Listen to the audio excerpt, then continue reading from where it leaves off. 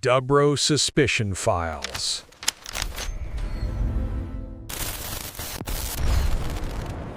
Welcome back to The Deep Dive. Today we're digging into something pretty special, actually. One of the most famous bits of evidence in, well, cryptozoology, but also one that's really not well understood. We're not just looking at a fuzzy picture, we're pinpointing the exact moment a local Scottish legend sort of exploded onto the world stage, became this global icon. Right. And our focus is super tight today. We're looking only at case file 1933-1112. That's the Hugh Gray photograph. And this really is the starting point for Nessie as we know her, globally speaking. But we have to clear something up right away, don't we? There's a huge misconception. Oh yeah, the big one. We need you, listening right now, to just mentally delete that other image. You know the one? That super famous black and white picture? The elegant one, small head, long, graceful neck. Exactly. The swan-like thing rising out of the dark water, almost serene. That's the surgeon's photograph from 1934. It was everywhere. Postcards, documentaries, you name it. Right. And it's a total red herring for today's discussion. That photo is important for other reasons, which we'll get to, but it actually came 5 months after the one we're focused on. Okay. The Hugh Gray photo, November 12th, 1933. That's the artifact. That's what took Nessie from local whispers to a documented phenomenon people were talking about worldwide. But, well, you look at it and you instantly get why it didn't end up on the postcards. Yeah, let's unpack that because it's so different from what people think of when they imagine Nessie. There's no elegance here. It's messy. It's violent, almost. Utterly chaotic. When you look at the descriptions from the time, they consistently call it blurry, chaotic, a violent event happening right there on the surface. It's definitely not a calm portrait. It's about motion, disturbance. You see this huge agitation in the water described as a boiling mass of foam. The surface is properly churned up. Right, just froth and spray everywhere. And out of that foam, there's this dark shape. It's thick, it's coiled up. Almost like an S shape, wouldn't you say? But thick, muscular looking, not slender at all. And it seems to be like thrashing or lashing the water. It's an action shot. Absolutely. And this single chaotic image was the first time that all that intense monster fever building up in 1933 got something tangible, something you could print in a newspaper, something reproducible, documentation. And that shift is huge, isn't it? Going from just stories people told. Exactly. From testimony to evidence, or at least potential evidence. So our mission today really is to put this 90-year-old picture on trial. Hold it up, examine it. Is this the monster's actual first photo? Or is it just the first time we, as humans, projected a monster onto a random splash? You know, that thing, pareidolia. Our need to see patterns, faces, creatures in, well, anything. Pareidolia, exactly. Is it Nessie or is it us? That's the core question. It's a fascinating starting point. Now, looking at how hard this is to fact-check definitively, we've rated the difficulty pretty high. 3 stars out of 5, it's tough. Very tough. But the key thing here, the foundation, is the artifact itself, the physical negative. Right. And that part is solid. That part is whole. Solid evidence. Almost immediately, back in 1933, it was examined by experts. They confirmed it was real, it existed, and crucially, it hadn't been tampered with. No darkroom tricks. Okay, so something was definitely making that splash in the loch when Hugh Gray clicked the shutter. That's confirmed. Confirmed. But what that something was. That's the million-dollar question, isn't it? 90 years on, you still can't definitively say, yes, it's the monster, but equally, you can't definitively say, oh, it was just a log or whatever. It just hangs there. A perfect mystery. Solid evidence of something, but totally subjective interpretation of what? Okay, so to really get why this blurry photo caused such a massive stir, we need to rewind a bit. Understand what Scotland, specifically the Loch Ness area, was like in 1933. This picture didn't just appear out of nowhere. Right, context is everything. It wasn't just a random Sunday snapshot. It landed right in the middle of this perfect storm. Absolutely. The conditions were, well, almost engineered for a monster discovery. And weirdly enough, the trigger wasn't some ancient prophecy. It was road construction. Road construction, you mean the A82? Exactly, the upgraded A82 road running along the Loch shore.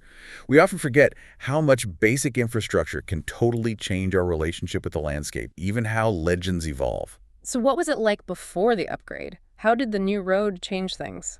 Before, the road was, frankly, pretty rough. Narrow, lots of twists and turns, and often set back from the water, hidden behind trees and bushes. The loch felt quite remote, isolated.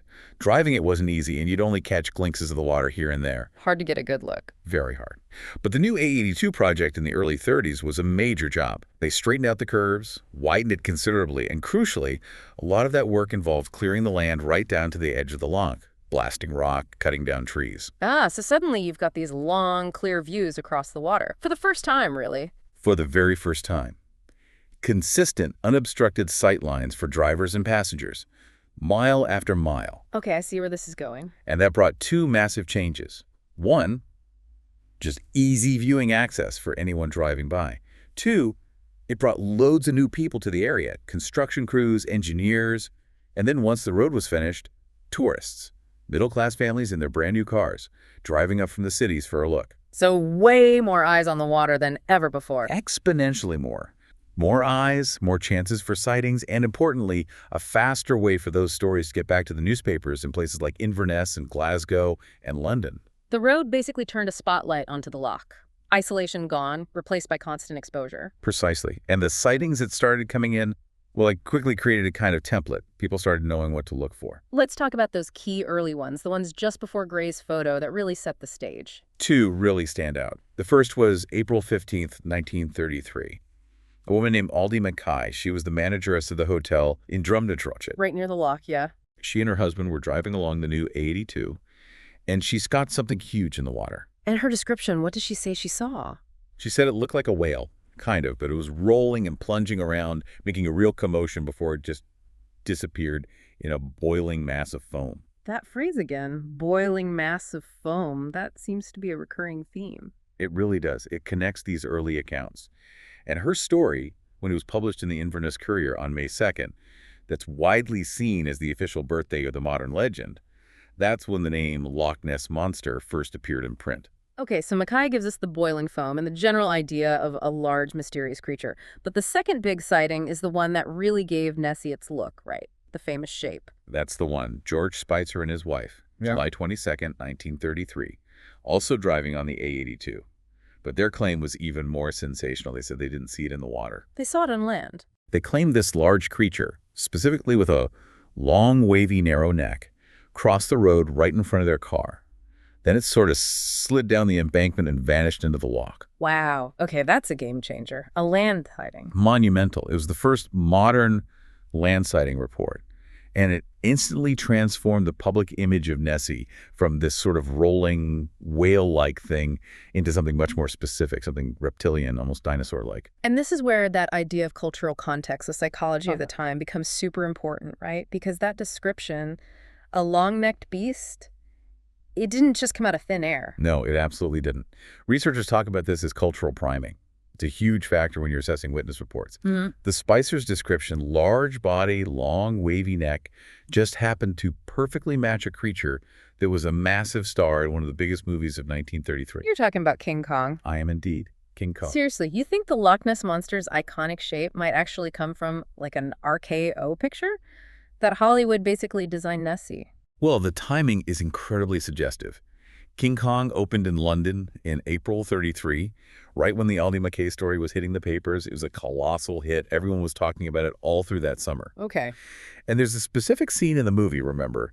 Kong's fighting dinosaurs on Skull Island. There's this bit in a jungle lake where he battles this aquatic dinosaur. Big body, really long neck, rises right out of the water. Looks a lot like a brontosaurus or plesiosaur. I can picture that scene. And the Spicers, they'd seen the film? Reports suggest they had, yes. So the theory goes, they see something ambiguous on the road. Maybe it was a line of otters running across, maybe a deer swimming near the edge, maybe even just a weirdly shaped log washed up near the road. But because King Kong is fresh in their minds, their brains interpret that ambiguous shape using the most dramatic available template, the long-necked prehistoric monster they just saw on screen. They weren't necessarily lying, but their perception was likely shaped, maybe subconsciously, by this huge cultural phenomenon. It creates this kind of echo chamber, doesn't it? The papers report the sighting, the movie provides the visual, and then future witnesses maybe start seeing things that fit that mold. It's a classic feedback loop. Yeah. By the time November rolls around, when Hugh Gray takes his famous walk by the lochside, The monster fever was absolutely off the charts. It was genuinely frantic. Oh, what was happening? Oh, the big London newspapers like the Daily Mail had sent correspondents up there. They were basically living by the loch, filing daily reports. Radio bulletins were constantly giving updates. There were monster hunts being organized. And didn't a circus offer a reward? Yes. Bertram Mills Circus. They offered a 20,000-pound reward for the capture of the creature, which back in 1933 was an absolutely mind-boggling amount of money, equivalent to millions today. So the atmosphere wasn't just expectant, it was frenzied. Everyone, from the media elites in London down to the local villagers, was sort of primed, expecting this incredible discovery. They weren't just hoping to find a monster, they were expecting to find one. Probably something looking suspiciously like that thing from King Kong. That expectation is maybe the single biggest psychological factor hanging over every sighting, every photo from that entire year. Okay, so that's the scene. Total monster mania. But now let's zoom in on the man himself, Hugh Gray.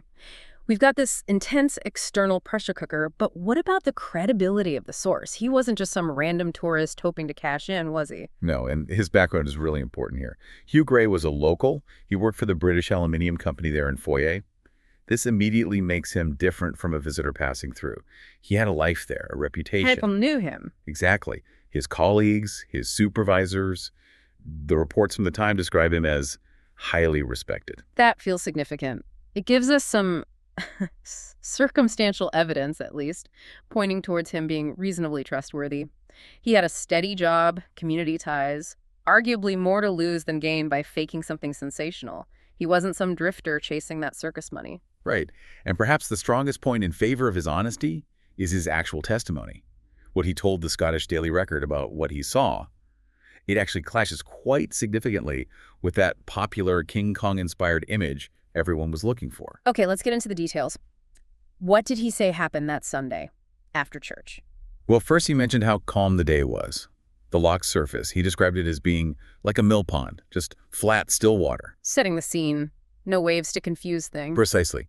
Then all of a sudden he sees this object of considerable dimensions, were his words. It rose violently out of the water, maybe 2 or 3 feet above the surface. Violently, not gracefully. No. And here's the absolute key detail, the bit that really goes against the grain of the Spicer story and the popular image. Gray stated quite explicitly, "I did not see any head." No head, no long neck. None. He said, "For what I took to be the front parts were under the water, but there was considerable movement from what seemed to be the tail, the part furthest from me." Wow. Okay, so he's seeing the back end. A powerful action, a tail thrashing, not that elegant head and neck pose. Exactly. Think about it. If Gray was trying to fabricate something, or even if he was just really caught up in the hype, wouldn't he have claimed to see the head and neck? That's what the papers wanted. That's what the public expected. Yeah, that would have been the story to sell. The fact that his description is so specific, focusing on this powerful movement at the rear and admitting he didn't see the money-shot head, it strongly suggests he was reporting what he genuinely, confusingly saw, even though it didn't quite fit the narrative. It really boosts the credibility of the witness, doesn't it? Even if we still question what the object was. So sees this, grabs his camera. He had his camera with him, yes. He managed to take 5 pictures in the heat of the moment, but only one of them actually caught the disturbance before it vanished. Just one frame. And the immediate scrutiny that single frame received is what makes this case so solid, foundationally speaking. The Scottish Daily Record, the newspaper he gave it to, they knew this would be controversial. They knew they had to verify it somehow. They did the smart thing. They didn't just publish it immediately. They sent the original negative off for analysis, not just to one person, but to 4 independent experts, including, crucially, 2 guys from Kodak, Mr. M. Howard and Mr. C. Clark. Kodak. That's a serious name. Even back then, they'd know their stuff. Absolutely. This wasn't just some casual glance at a print. This was, for 1933, proper photographic forensic analysis. So what were they actually looking for? How could they tell if the negative was untampered? Why do we classify that analysis as solid evidence? They'd be looking for telltale signs of darkroom manipulation, which, people were capable of even then. Double exposures, compositing. Like sticking a picture of a model monster onto a picture of the Loch? Exactly. So first, they'd examine the emulsion layer, that's the light-sensitive chemical coating on the negative. They'd look for any inconsistencies in its thickness, its texture, its chemical signature. If you'd layered 2 negatives or somehow selectively developed parts, it might show up there. Okay, so Uniformity was key. Right. Then they'd look closely at the grain structure under magnification. Yeah. Photographic film has this random pattern of tiny silver helide crystals. If you did a double exposure, you'd likely see weird overlaps, areas where the grain looked unnaturally dense or just wrong. They needed to see if the chaotic splash and the object had a grain structure consistent with a single instantaneous exposure of the real scene. Makes sense. What else? They'd also look for physical signs of splicing or layering. Back then, compositing often involved literally cutting pieces of negatives and sticking them together. Even if done skillfully, under magnification, you might see tiny seam lines or differences in the density where the pieces met. So they were looking for physical cuts, chemical inconsistencies, grain weirdness. Basically, any evidence that this wasn't one single clean shot taken of the Loch at that moment.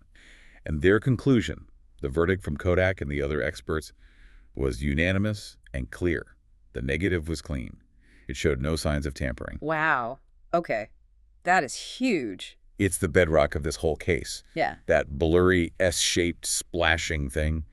It was physically there in Loch Ness on November 12, 1933, when Hugh Gray took the picture. So the debate shifts entirely, doesn't it? It's not about if the photo is fake. It's about what the real object is. Precisely. Photographic fraud is off the table. Witness integrity seems high. Now the question becomes, if it's real, and it's not a hoax, what ordinary non-monster thing could possibly explain that picture? Okay, this feels like the moment to bring in that essential tool for tackling mysteries like this, Occam's razor. Yes, William of Occam's famous principle. Yeah. Essential, but often slightly misunderstood. How should we apply it here? Well, the basic idea is, when you have competing explanations for the same phenomenon, the one that requires the fewest new, unproven assumptions is usually the better one to start with. Don't jump to extraordinary conclusions if an ordinary one works. Basically, keep it simple unless the evidence forces you not to. Exactly. Start with the boring explanations first. And in the case of the Hugh Gray photo, the simplest, most persistent skeptical theory involves a very common animal. The dog. Rebuttal number 1, the swimming dog. This is still the explanation you hear most often. Yeah. Officially, we have to call it O-speculation because we can't prove it was his dog in that picture. But it's logically very strong. We know for a fact Hugh Gray was walking his dog, a Labrador, that Sunday by the Loch. Right. So the theory is straightforward. The photo is just a blurry, poorly timed snapshot of his lab swimming. Maybe he was fetching a stick Gray through, maybe just caddling near the shore. And the weird shape, the S-curve. That becomes the dog's head and neck, wet and maybe angled strangely. And the boiling mass of foam, the violent splash, well, that's just the dog paddling energetically. You know how much splash a big dog can make. Especially if the camera shutter speed was a bit slow, blurring the motion. Yeah, okay. I can see that. It seems plausible. And didn't you mention some family story related to this? Yes. There's that piece of anecdotal evidence. Again, it's circumstantial, totally unverified, but it adds a certain flavor. A descendant supposedly claimed years later that Hugh Gray's sister, whenever she saw the famous photo printed somewhere, would just kind of smile. Smile. Yeah, smile and chuckle to herself, but she'd never say why. Huh. That's intriguing. Like she knew a simple, maybe slightly embarrassing secret. Exactly. Like maybe he was a bit mortified that his monster photo was just his dog, Max or whatever, paddling about. It suggests the answer might have been mundane, known within the family, but perhaps not worth spoiling the public fun over. Why ruin the legend? It adds a very human element to the skepticism. Okay. So dog is option 1. But there's another animal theory, right? A more scientific one that came later. Yes. Rebuttal number 2. The rolling otter.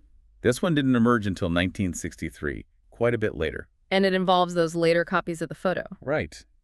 Unfortunately, the original glass plate negative seems to have gotten lost over the years. That happens a lot with old archives, sadly. But in 1963, a zoologist named Maurice Burton announced he'd found something interesting. Contact positives made from the original negative. Specifically, 2 old lantern slides. Okay, wait. How did he just find these crucial slides decades later? Is the chain of evidence clear there? That's the tricky part. No, the provenance, where they came from exactly, is a bit murky. That's why this still falls under circumstantial evidence. It relies heavily on Burton's reputation as a zoologist and his testimony about what he saw.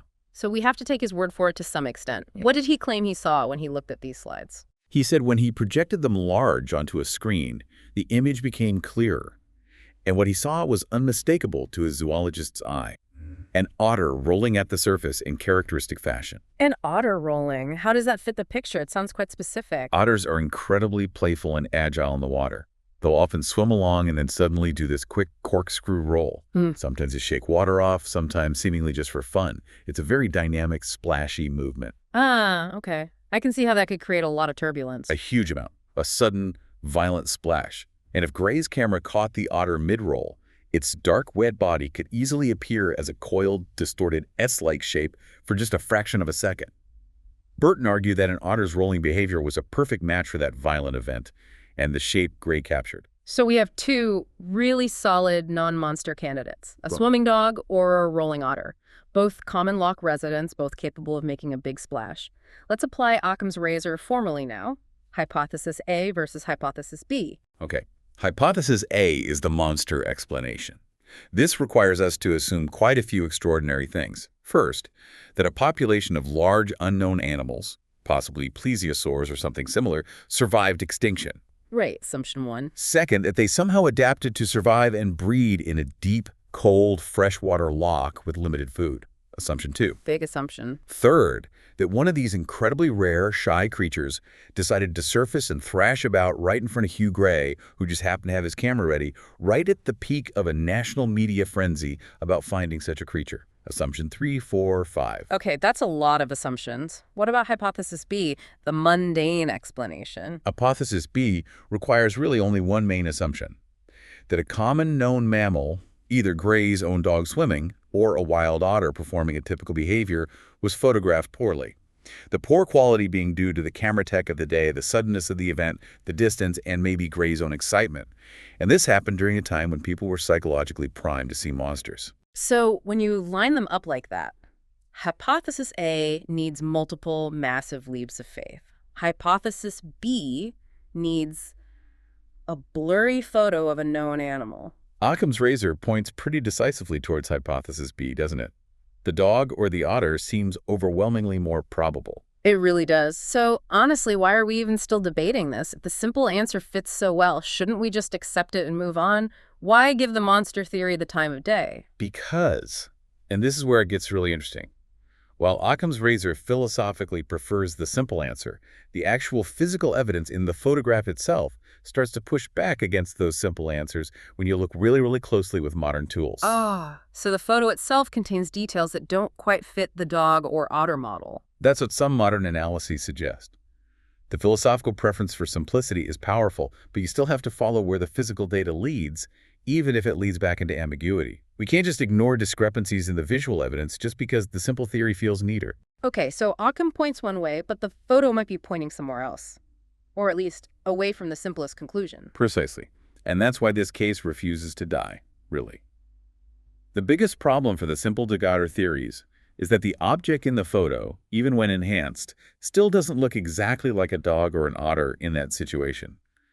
This led contemporary researchers, people using modern image analysis techniques, to revisit case file 1933-11-12. Okay, so this isn't just Maurice Burton squinting at a lantern slide in the 60s. This is using computers, analyzing pixels, maybe comparing geometries. Exactly, trying to apply more objective empirical methods to the best available copies of the Gray photograph, looking at shapes, relative sizes, and especially the interaction with the water. Right, so let's focus on the most popular rebuttal first, the swimming dog. Why does that theory start to wobble when you put it under this kind of modern scrutiny? Well, there are a couple of main problems, mostly falling into two categories.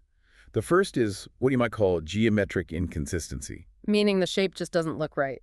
Kind of. When analysts carefully compare the shape and proportions of the object in the Gray photo, specifically the part often identified as the dog's head or snout to control images of actual swimming Labradors or similar large dogs, there are discrepancies.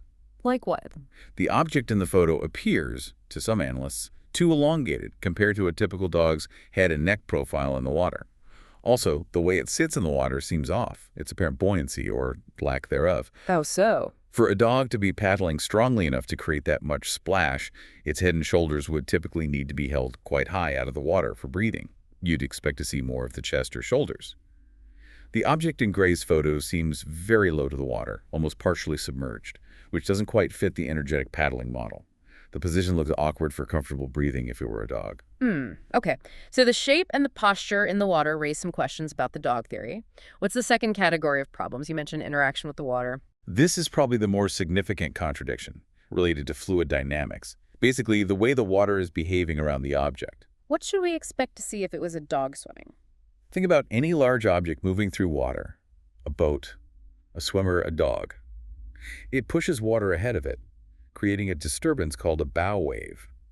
And it leaves a trail of disturbed water behind it, a wake.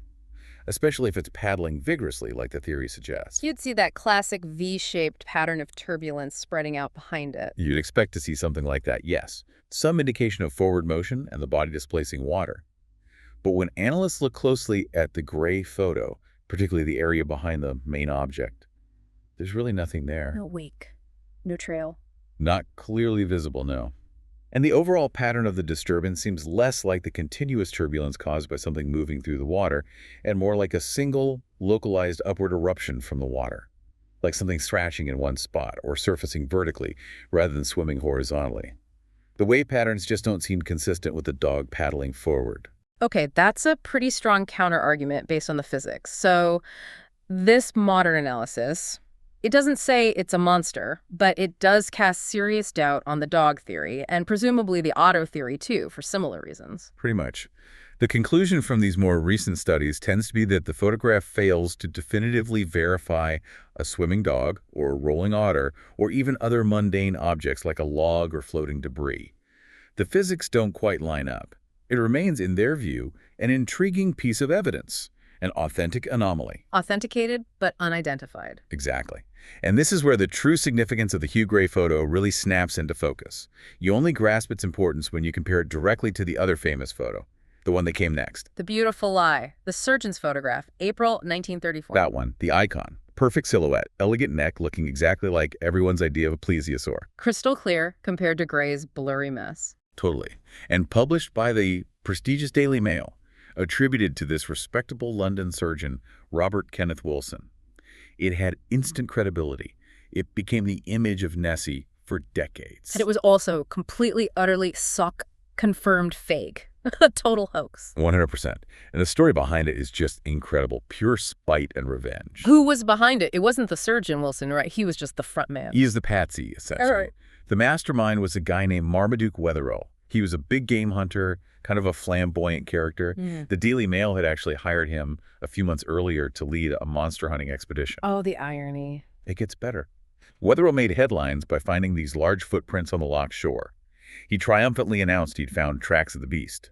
But then, scientists from the Natural History Museum examined casts of the prints and discovered they were made. Don't tell me. By a hippopotamus foot. Specifically, the base of an umbrella stand or ashtray made from a hippo's foot, which were bizarrely popular novelty items back then. An umbrella stand. He faked monster tracks with a hippo foot umbrella stand. Oh, the humiliation. Devastating. He was ridiculed mercilessly in the very newspaper that had hired him.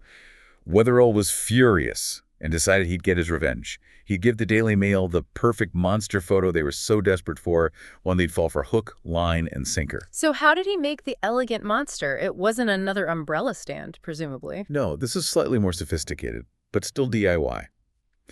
Wetherell roped in his stepson, Christian Sperling, who confessed the whole thing years later, actually on his deathbed in the 1990s. Sperling admitted he built the monster. How? He carved the head and neck out of wood, covered it with wood putty or plasticine for shaping, and then fixed it onto a toy submarine. A toy submarine. From Woolworths, wasn't it? Bought from Woolworths for a few shillings. They took the modified toy submarine down to a quiet bay in the loch, sank it just below the surface so only the neck and head were showing, snapped a couple of photos, and that was it. Then they just needed a credible person to pass the photo to the press. Enter Dr. Wilson, the respectable surgeon. Exactly. Wilson agreed to act as the intermediary, maybe for a bit of fun, maybe Wetherell persuaded him. Wilson's reputation gave the photo immense weight. So let's just pause on this. The most famous, most iconic, most elegant picture of the Loch Ness Monster, the one that defined its image for half a century, was a deliberate fake, built with plasticine and a children's toy, motivated by petty revenge over a hippo foot umbrella stand fiasco. That's the confirmed story. It's absolutely wild. And now contrast that with the Hugh Gray photo, the first one, the blurry, chaotic, ambiguous one. The one that has never been proven to be a hoax. the one whose negative was examined by Kodak experts in 1933 and confirmed to be untampered with. It's an incredible paradox, isn't it? The picture that looked most like a monster was a total lie. The picture that looked like, well, nobody's quite sure what, is the one that holds up as authentic, at least photographically. It almost suggests a weird inverse relationship. The clearer and more perfect the evidence looks, maybe the more suspicious we should be. The genuine article might actually be messy and confusing. Okay, let's wrap this up by looking at motives. If the Gray photo was somehow a hoax, despite the negative being untampered, who benefited? Cui bono, as they say? Did Hugh Gray get anything out of it? Well, based on everything we know, absolutely not. There's just no evidence he chased fame or tried to cash in. Remember, he was described as highly respected locally. He had his job at the aluminium company, he stayed in the area. His behavior wasn't that of a hoaxer seeking the limelight or that 20,000-pound circus prize. His lack of personal gain seems to argue for his sincerity. It really does. Plus, think about his consistency. He didn't just tell the story in 1933 and then clam up. Decades later, he was still sticking to his account. Didn't someone interview him much later, in the 1950s? Yes, an author spoke with him in 1955, 22 years after the photo was taken. Gray apparently recounted the whole event with vivid memories and maintained complete conviction about what he saw, even if he couldn't name it. That kind of long-term consistency is hard to maintain if you're just spinning a yarn. Hoaxes often unravel over time, or the story changes. His behavior across decades seems entirely consistent with someone who genuinely witnessed something strange and unexpected, something they couldn't easily explain, and simply reported it as best they could. Okay, so Hugh Gray himself doesn't seem to have benefited or had a motive to hoax, but someone or something definitely benefited from the legend his photo helped ignite. Oh, absolutely. While Gray didn't get rich, the reason certainly did. The real beneficiary of the Loch Ness Monster phenomenon, kicked off by those early sightings and cemented by images like Gray's, is the Scottish Highlands economy. The tourism factor. Massively. Today, the Loch Ness Monster legend is estimated to bring in something close to $80 million annually to Scotland through tourism. Hotels, tours, merchandise. It's a huge industry. $80 million a year, built in part on a blurry photo from 1933 and a hoax involving a toy submarine. That's quite something. It's one of the most successful pieces of regional branding in the world, arguably, all stemming from these ambiguous roots. So why? Why are we, 90 years later, still so fascinated by this particular blurry picture? Not just the legend in general, but this specific, messy origin point. I think part of it is what a photograph meant back in 1933. It wasn't like today with digital manipulation everywhere.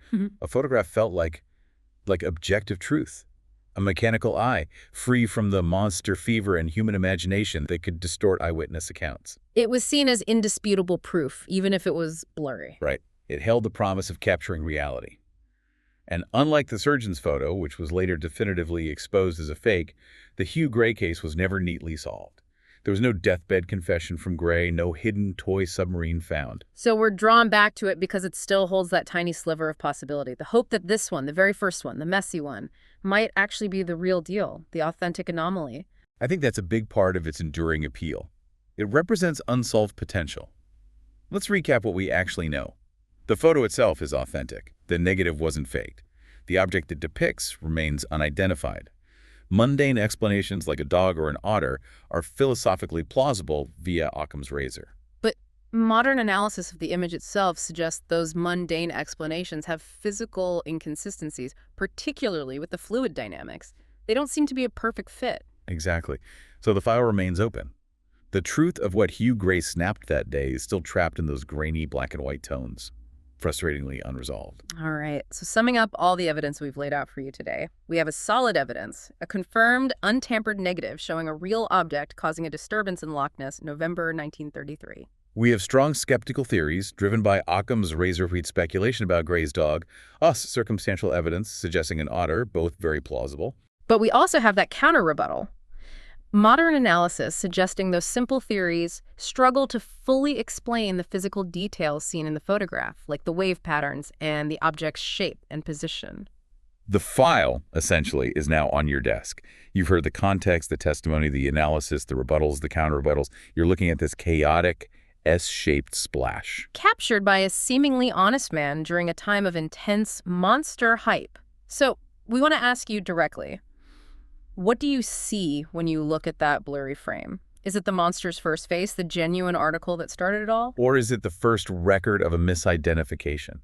A fascinating historical artifact, yes, but ultimately just a testament to wishful thinking, cultural priming, and maybe a paddling Labrador. And maybe here's the final provocative thought to leave you with. Building on that contrast between the Gray photo and the surgeon's photo, the surgeon's photo, the fake one, taught us a valuable lesson. Sometimes the evidence that looks too perfect, too clean, too exactly like what we expect, that's the one we should be most suspicious of. It might be a deliberate deception designed to look convincing. Right. Elegance is a red flag. But the Hugh Gray photo flips that. It suggests that maybe, just maybe, the actual truth, when it's captured spontaneously, accidentally, by an ordinary person in the real world, maybe it is often messy, blurry, chaotic, hard to categorize. So the question is, how many other potential authentic anomalies throughout history, in science, and archaeology, anywhere might we have dismissed too quickly, simply because the evidence was too ambiguous, too confusing, too difficult to fit neatly into our existing boxes, because it didn't look like the elegant truth we expected? That is definitely something to chew on. Well, you wrestle with that one. Thanks for joining us for this deep dive into the monster's genesis. We'll see you next time.